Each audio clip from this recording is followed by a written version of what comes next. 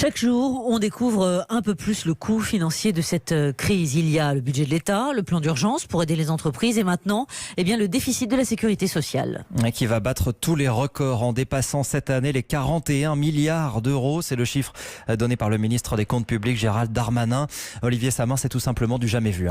Oui, 41 milliards d'euros en incluant le fonds de solidarité vieillesse. C'est une ampleur tout simplement inédite. Le précédent record, si l'on peut dire, remonte à la crise financière 2008-2010. Le déficit en 2010 avait atteint 28 milliards d'euros. La sécurité sociale, qui en 2020 devait se rapprocher de l'équilibre, replonge avec fracas. Et l'explication est on ne peut plus simple.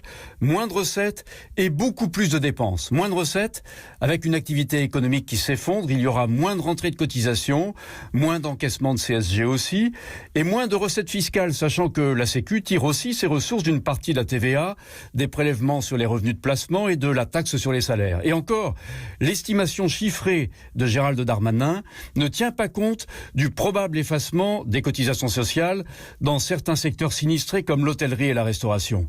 Et puis du côté des dépenses, c'est l'envolée.